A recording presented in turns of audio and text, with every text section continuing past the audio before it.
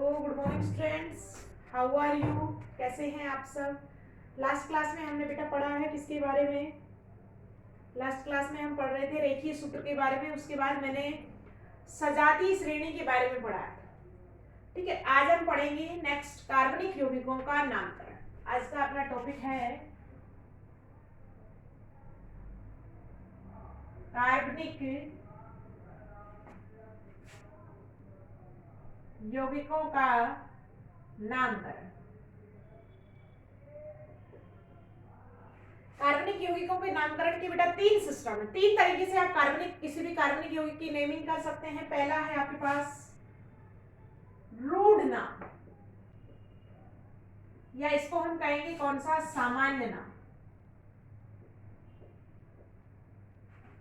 Second है हमारे पास व्युत्पन्न पद्धति,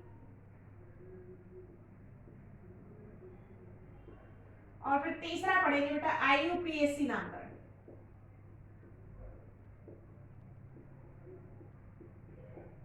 तीन सिस्टम है किसके, कार्बनिक यौगिकों के नामकरण। देखो, रूढ़ पद्धति या सामान्य नाम हम किसके आधार पे करेंगे? किसी भी कार्बनिक यौगिक के प्राप्ति स्रोत, उसके विशेष गुण के आधार पर हम उसका क्या है, नामकरण करते हैं।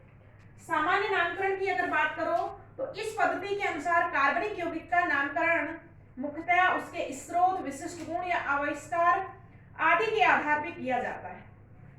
जैसे कह रहा है कि हम अगर सामान्य पद्धति का नाम करें तो सामान्य पद्धति में किसी भी कार्बनिक यौगिक का नामकरण अगर वो किसी विशेष स्थान पर मिलता है या उसके अंदर कोई विशिष्ट गुण है उस आधार पर किया जाता है।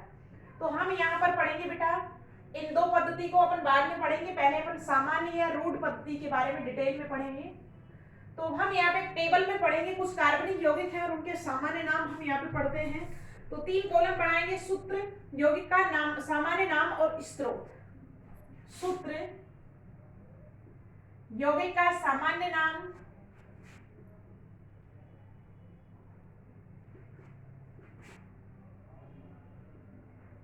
और उसका प्राप्ति स्रोत। जैसे देखो, हम सब जानते हैं पहला यौगिक है हमारे पास CH4।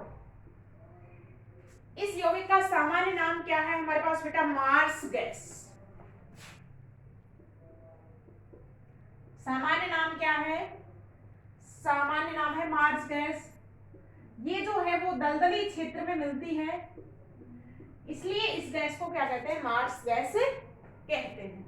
सेकंड है हमारे पास एथेनॉल, जिसको हम बोलते हैं आईपीएससी में। सूत्र है यौगिक का C2H5OH। इसको कहेंगे बेटा कास्ट स्प्रिट।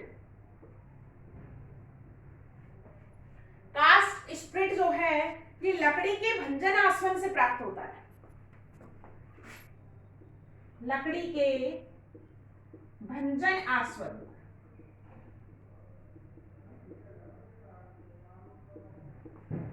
तीसरा हमारे पास यौगिक है बेटा HCOOH। फॉर्मिक अम्ल। सामान्य नाम क्या है इस यौगिक का? फॉर्मिक अम्ल। ये सभी नाम हमको धीरे धीरे करके याद करने हैं। HCOOH का सामान्य नाम क्या है? फॉर्मिक अम्ल। क्योंकि ये कहां से मिलता है बेटा? लाल चींटी से मिलता है, और लाल चींटी को क्या कहते हैं? फॉर्मिका। इसलिए इसका नाम क्या पड़ा है? फॉर्मिक अम्ल। नेक्स्ट देखेंगे फोर्थ पे CH3COOH, एसिटिक अम्ल। ये कहां से मिलता है बेटा? ये मिलता है हमको सिरका से।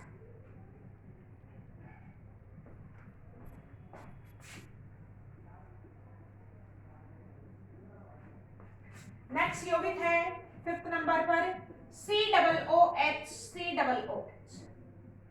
ऑक्सैलिक अम्ल।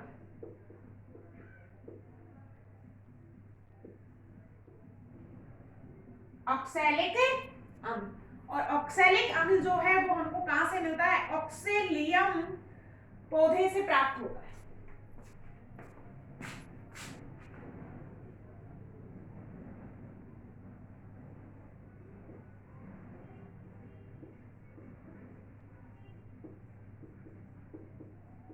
क्या होता है? प्राप्त होता है। तो कुछ हमारे पास इस तरीके से सामान्य यौगिक होंगे और उनके कुछ नाम होंगे। नेक्स्ट 6 नंबर पर हम देखेंगे बेटा जैसे NH2CONH2, इसका नाम है यूरिया। ये जो है हमें कहां से मिलेगा बेटा, यूरिन में मिलता है।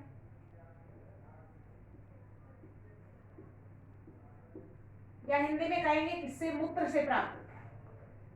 ठीक है, नंबर 7 डालेंगे। और भी बहुत सारे यौगिक हैं।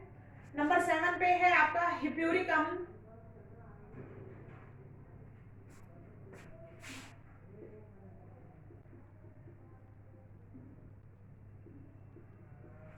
C6H5CO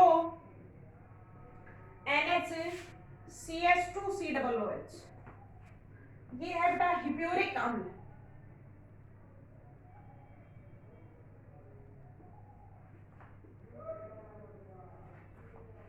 कहां से प्राप्त होगा बेटा, घोड़े के मूत्र से प्राप्त होता है। तो इस तरीके से कुछ यौगिकों के सामान्य नाम हैं और उनके यौगिक हैं, सूत्र हैं, इन सभी को हमको याद करना है। और भी कुछ 1-2 यौगिक हैं जो हमने नोट्स में सेंड कर दिए हैं। तो ये है आपके पास कार्बनिक यौगिकों की सामान्य पद्धति। ठीक है, सामान्य नाम है उनके। और भी हम करेंगे।